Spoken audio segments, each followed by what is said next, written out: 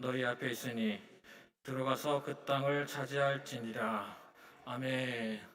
오늘 우리가 함께 나눌 말씀의 제목은 돌이켜 함께 행진합시다입니다. 함께하면 행복합니다. 함께하면 행복한 대상교회 주일 오후 예배 오신 여러분들을 진심으로 환영합니다. 할렐루야. 우리가 역사를 알면 미래가 보인다는 말이 있지요. 제가 자꾸 설교 중에 우리 교회를 제일 알지 못하는 사람이 은연 중에 자꾸 교회에 대한 역사를 관한 이야기를 자주 언급했던 것 같습니다. 제가 자꾸 역사에 관점을 두는 이유는 제가 나이가 30살이 될 즈음에 역사와 과거에 관한 관념이 전혀 없었던 것 같아요. 어느덧 30이 되어버린 저 자신이 너무 싫었던 것 같습니다. 이것을 우리는 서른통이라고 하지 않습니까? 모두가 그렇게 힘들게 살아가는데 저는 저밖에 몰랐던 것 같아요. 그 나이 먹도록 저 혼자만의 먹고 저 혼자만의 세계에 빠져서 혼자는 최선을 다하고 열심히 살았다라는 착각 속에서 열심히 살았다고 생각했는데 30살이 되고 나서 보니까 저의 과거가 보이는 거예요. 실수투성이인 늘 실수만 했던 저의 과거를 보니까 앞으로 나의 인생이 동일한 인생을 똑같이 살아야 된다고 생각하니까 너무 마음이 힘들어서 막 죽고 싶다는 생각들이 굉장히 많았던 것 같아요. 우리는 이것을 서른통이라고 하지 않습니까? 제가 뭐 누구한테 나이 서른 먹고 누구한테 어떤 얘기를 할 수 있겠습니까? 그런데 신기한 거는요. 그때 당시에 제가 서른이었는데 제가 다니던 교회는 참 예쁜 친구가 있었어요. 정말 예쁜 친구가 있는데 나이 20살짜리 어린애가 오빠 일로 와보세요 하니까 나이 서른 먹고 나가지고 좋다고 그 친구한테 쫄래쫄래 달려갔던 기억들이 있어요. 그 친구가 이제 역사를 공부하는 친구였는데요. 그 친구가 저에게 신앙서적을 준 것이 아니라 자기가 1학기 때 공부했던 역사책을 저한테 주는 거예요. 그 책이 무엇이냐면 에드워드 카가 지은 역사란 무엇인가, What is History라는 책을 저한테 주었는데 제가 이 책을 읽으면서 많은 생각들을 하게 되었습니다. 우리의 삶이라는 것은, 저의 과거라는 것은 그냥 스쳐와서 지나가는 것이 아니라 지금까지 나를 존재할 수 있도록 이때까지 배워왔고 또 더 나은 미래를 향해 달려가기 위해서 배워나가는 과정이라는 것을 생각하게 되면서 저는 뒤늦게 깨달으면서 이런 게 인생이구나라는 생각을 하면서 마음을 바꿔먹었던 시절이 기억이 납니다.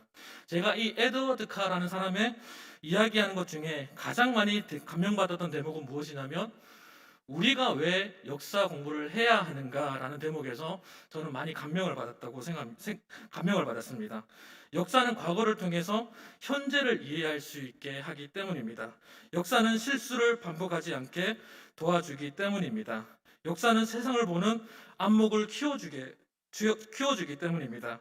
역사는 자신의 정체성을 찾을 수 있도록 도와주기 때문에 우리는 역사 공부를 해야 된다고 이야기하고 있더라고요. 저는 역사에 대한 관념이 전혀 없었기 때문에 저 자신을 지금 현재 자신이 너무 흔들렸었어요. 그리고 제 과거를 보니까 실수투성이니까 앞으로 실수할 날들을 생각하니까 너무 끔찍했어요. 그러니까 저 자신의 정체성을 찾지 못하고 세상을 바라보는 안목이 전혀 없었던 것 같아요. 저는 이런 역사책을 바라보면서 나의 인생에 가야 할 방향이 무엇인가를 깨달았던 생각들이 있기 때문에 저는 이제 어디나 가나 이 교회 어느 교회를 가든가 이 교회의 역사는 어떠한 것인가 홈페이지를 통해서 알아보는 그런 버릇이 생겼습니다. 그렇기 때문에 우리 역사의 과정과 기술의 변천과 발전 과정을 정리한 역사서는 한눈에 볼 수 있기 때문에 현재를 이해할 수 있는 실마리를 얻게 됩니다. 우리는 이제 새로운 비전을 가지고 새로운 시작을 하면서 위드 갓이라는 표를 가지고 새롭게 출발합니다.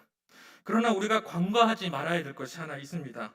우리가 하나님과 동행한다고 선포하는 위드 갓을 선포할 수 있는 이유는 지금까지 우리 교회를 통해 역사하시고 동행하시는 하나님을 믿음으로 확신하기 때문에 우리는 새로운 시작을 위드 갓이라고 선포할 수 있는 것입니다.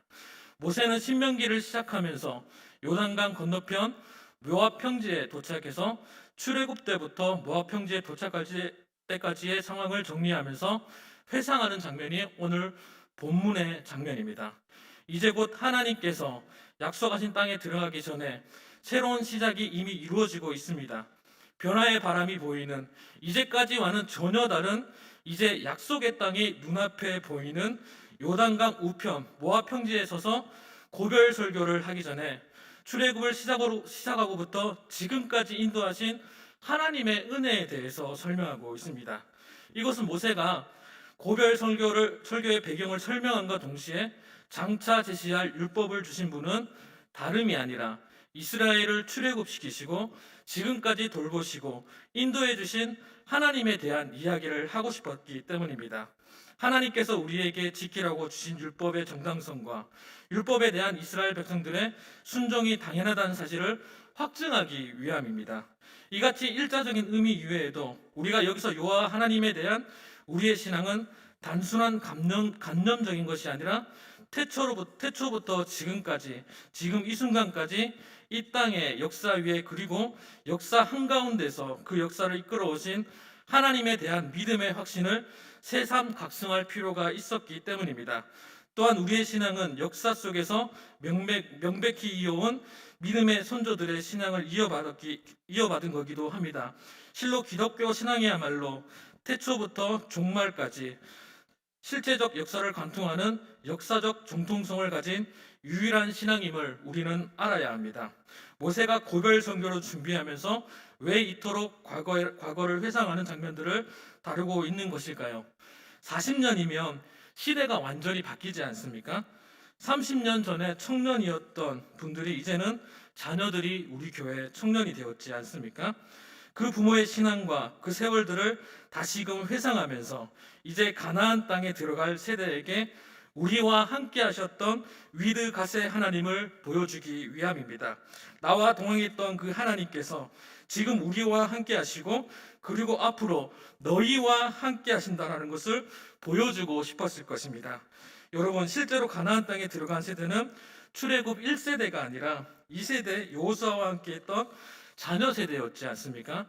지금 어떠한 상황이냐고 하면 1세대 사람들이 모세와 함께 경험한 일들을 가나안 땅 정복을 코앞에 둔 여호수아와 자녀 세대들의 모압 평지에 서서 역사 공부를 하고 있는 상황입니다. 하나님께서 지금까지 우리를 어떻게 이렇게 역사하셨다라는 것입니다. 우리는 지금 과거를 통해 역사하신 하나님께서 지금도 역사하고 계시다라는 거예요. 부모 세대의 실수를 반복하지 않도록 하나님께서 하신 일들을 이야기해주고 있는 겁니다. 또한 가나안 땅에서 세상을 보는 안목을 키워주기 위해서 하나님의 역사를 그들에게 가르쳐주고 있습니다. 궁극적으로는 가나안 땅에 들어가기 전에 우리의 정체성을 분명하게 하고 싶었던 것이죠. 그렇다면 본문에서 이야기하는 그 하나님의 역사는 무엇이었을까요? 우리 6절 말씀을 같이 한번 읽어볼까요? 6절입니다. 시작.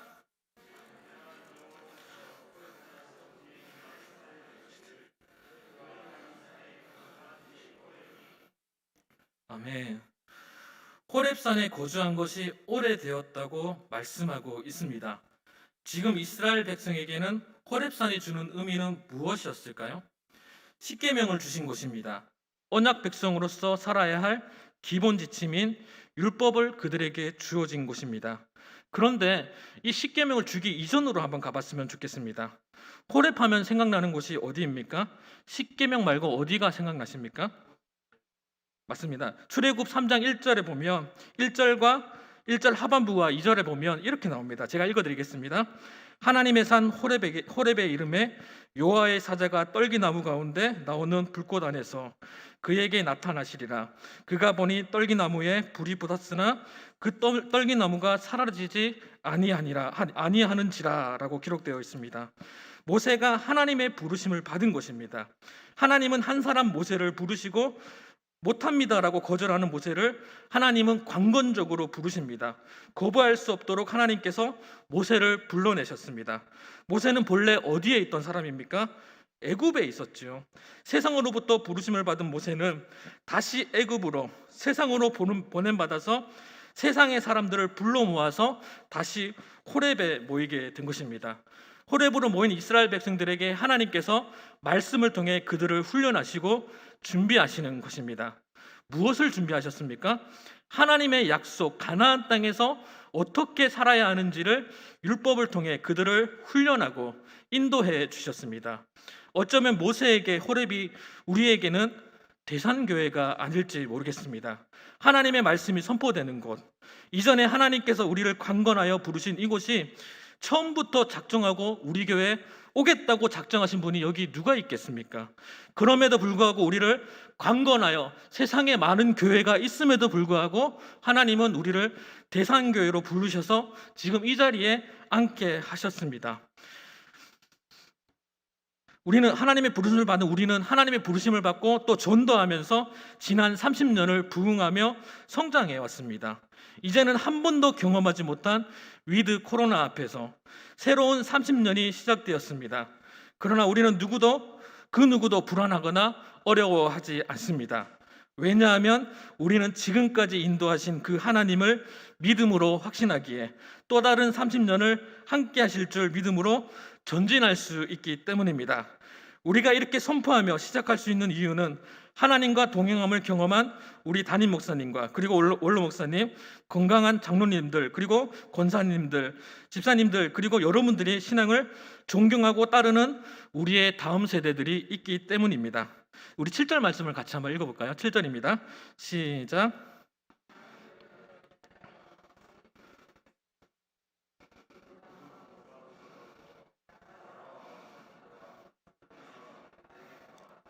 해변과 가나안 족속의 땅과 레바논과 큰 강 유브라데까지 가라.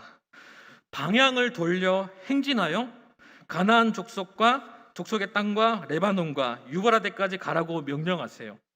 군대에 가면 여러분 가장 먼저 하는 훈련이 무엇인지 아십니까? 제식 훈련이지 않습니까? 제가 군대에 갔을 때 많은 훈련을 했었는데 아무짝에도 쓸모없을 것 같은 제식 훈련을 했었습니다. 제가 볼 때는 이게 군대에 와서 왜 사람을 줄을 세우고 뛰어갔다 뛰어오게 하는가, 저는 이해가 되지 않았습니다. 제식 훈련의 기본은 기준점이고 줄을 잘 서야 합니다. 그 줄이 뭐라고 하루 종일 며칠이고 반복해서 훈련했던 기억이 있습니다. 이런 말이 제가 불필요한지 모르겠습니다만 회사에서도 줄을 잘 서야 되지 않습니까? 여러분, 군대에서 줄을 자꾸 세우는 이유는 지휘관의 명령에 충성심을 높이는 훈련이라고 합니다. 한 사람의 명령에 일사천리로 움직이게 하는, 전쟁에는 아무 쓸모없을 것 같은 그 제식 훈련을 이 충성심 때문에 하는 거잖아요. 여러분, 민수기는요 본래 히브리 원어로 제목이 광야에서라는 제목을 가지고 있습니다. 그런데 왜인지는 모르겠는데 70인경으로 이 헬라어로 번역되면서 숫자라는 말로 바뀌었다고 합니다. 종합해서 이야기해 보면 하나님은 광야에서 이스라엘 백성들을 훈련시키기 위하여 숫자를 셌다라는 것입니다. 어떤 숫자를 셌냐면 전쟁에 참여할 수 있는 사람의 숫자를 계수했습니다. 백성의 숫자를 계수한다고 해서 우리말로는 민수기라고 불리는 것입니다. 백성의 숫자를 세는데 그냥 막 센 것이 아니라 가나안 땅을 정복할 수 있는 군사를 줄을 세워 그 순서대로 줄을 세워서 숫자를 셌다는 것입니다. 1장부터 무려 36장까지 처음부터 끝까지 사람의 숫자를 세다가 끝나는 성경이 민수기의 말씀입니다. 성막을 중심으로 레위 지파가 서고 동편에는 이사갈, 유다, 스불론 지파가 서고 남쪽에는 갓, 루벤, 스므온 지파, 서쪽에는 베냐민, 에브라임, 므낫세 지파가 위치하였습니다. 북쪽에는 납달리와 단, 아셀 지파가 위치하였습니다. 행진할 때는 법궤를 앞장 세워서 동편에서부터 시계 방향 순서대로 차례대로 행진했다고 합니다. 그러니까 움직이면 우왕좌왕하지 않고 빠꾸 없이 고했다라는 것입니다. 광야에 있는 40년을 헛되이 보낸 것이 아니라는 거죠. 불순종했을 때 어떤 일이 벌어지는지를 보여주고 순종할 때 은혜를 주시는 하나님을 경험하면서 출애굽하고 정신없을 때와는 차원이 다른 한 나라의 군사로 훈련시키신 하나님을 경험하게 된 것입니다. 물론 실패가 왜 없었겠습니까? 있지요. 그러나 이제 와서 생각해 보니까 모든 것이 하나님의 은혜라는 것을 1세대 사람들은 알게 되었던 것입니다. 군대를 갔다 오신 분들은 알 수 있을 것 같아요. 훈련소에 가서 제식 훈련을 처음 할 때 자양자 하면 우양우를 하는 친구들이 있습니다. 그러면 저 오른쪽으로 도는 친구 때문에 저도 똑같이 오른쪽으로 도는 경우가 있습니다. 앞에 있는 발 바꿔 가 했을 때는 저는 솔직히 말해서 마음에 들지 않는 친구가 있으면 발로 뒤꿈치를 까버렸습니다. 네. 여튼간에 저도 선착순을 했는데 앞에 친구라고 하면 될지 모르겠지만 앞에 있는 같이 훈련생이 앞에 저 새치기를 한 거예요. 그래서 제가 그 제식 훈련을 하면서 앞에 뒤꿈치를 까버렸는데 알고 보니까 그 친구가 조폭이었던 거예요. 그래서 그 친구가 저를 부르는 거예요. 조용히 부르더니 어깨동무를 하더니 친구들을 다 데리고 와가지고 저한테 이야기하면서 네 같은 애는 처음 봤다면서, 그러면서 나랑 친하게 지내면서 그때 우유를 함께 나눠 먹었던 기억들이 있습니다. 하여튼 그 깡패들이 의리가 좀 있더라고요. 자기한테 이렇게 대드는 것들을 못 봤는데 저는 이제 깡다구 있게 대들어 버리니까 그 친구는 너 진짜 쓸만한 인간이다 이렇게 얘기했던 것 같아요. 하여튼 자대 배치를 받을 때쯤 되니까요, 제가 제식 훈련을 할 때 발 바꿔 가 했을 때 다른 친구를 제가 차고 싶어도 차지지가 않더라고요. 그만큼 훈련이 되면서 제가 이제 한 나라의 군인으로서 내가 이제 제식 훈련을 할 수 있겠구나, 이제 북한 사람을 보면 내가 때려잡을 수 있겠다라는 자신감을 생겼던 기억들이 있습니다. 이처럼 군대에서 우리가 제식 훈련을 하는 거, 개수하는 거 굉장히 중요하다는 것을 이야기하고 싶습니다. 여튼간에 하나님은 이스라엘 백성들을 광야에서 훈련시키신 것입니다. 우리는 코로나로 인해서 이제 구역 모임을 그동안 쉬었습니다. 그러나 이제 다시 시작하려 합니다. 위드 코로나에 발맞추어 우리는 다시 위드 갓의 새로운 마음으로 이미 출발하였습니다. 우리는 새로운 마음으로 출발에 앞서 전쟁에 나갈 만한 믿음의 사람들을 계수하였습니다. 1구역, 2구역, 3구역, 4구역, 5구역, 6구역, 7구역, 8구역까지 우리는 50부장, 100부장과 같은 장로님들과 각 기관장을, 그리고 담임 목사님을, 우리 교회는 질서와 위계를 세웠습니다. 이제 우리는 방향을 돌려 함께 군인처럼 행진해야 합니다. 군대에 갔다 오신 분들은 아실 것 같아요. 군대에 가면 숫자만 세다가 전역합니다. 일석점호, 아침점호. 훈련을 시작하기 전에 늘 작업 전에 숫자를 셌던 것 같아요. 총원 몇 명, 열애 몇 명, 현재원 몇 명 이상, 점호 준비 끝. 이렇게 하면서 맨날 숫자만 세다가 2년 동안 숫자만 세다가 끝나는 거예요. 우리 7절 말씀을 다 같이 다시 한번 읽어보도록 하겠습니다. 7절입니다. 시작. 방향을 돌려 행진하여 그 근방으로 가서 아라비아 산지와 평지와 네겝 해변과 가나안 족속 땅과 레바논과 땅 유브라데까지 가라. 이제 우리는 방향을 돌려 일사천리로 전진하면 됩니다. 우리는 할 수 있습니다. 왠지 아십니까? 우리는 훈련된 믿음의 선배들이 건강하게 서 있기 때문입니다. 그리고 우리가 가는 이 길은 결정적으로 분명한 사실은 하나님께서 원하시기 때문입니다. 우리를 구역장으로 세우신 권사님이 개수한다고 해서 줄을 서라고 하면 새벽이라도 여러분 줄을 서야 합니다. 오후 예배 때 줄을 서라고 하면 오후 예배 때 줄을 서야 합니다. 수요 예배 때, 금요 예배 때 줄을 서라고 말하면 부탁드리겠습니다. 줄을 서 주셔야 합니다. 왜 우리가 그렇게 해야 하냐면 우리에게는 아무것도 아닌 것 같은 이 제식 훈련이 뭐라고 생각하시겠지만, 이 훈련이 우리에게는 약속의 땅과 같은 이 정평과 대구와 경산을 정복해 나가는 데 있어서 우리에게 큰 원동력이 될 수 있기 때문입니다. 여리고성은 왜 무너졌습니까? 그들이 군사력이 높아서요? 아닙니다. 물론 하나님께서 역사하신 것은 자명합니다만, 그러나 분명한 것은 광야에서 그들은 계수되었던 겁니다. 제식훈련을 했던 겁니다. 일사천리로 여리고성을 한 박자도 틀리지 않고 그들이 법궤를 앞세우고 계속해서 돌 수 있었기 때문에 이 여리고성은 하나님께서 무너뜨리게 해주신 것입니다. 우리는 그들과 차원이 다른 사람 아닙니까? 예수 그리스도께서 이미 승리하셨기 때문에 우리는 그때 당시 이스라엘 사람들과는 차원이 다른 이미 승리한 싸움을 우리는 나아갈 것입니다. 우리 8절 말씀 같이 보시도록 하겠습니다. 8절입니다. 시작.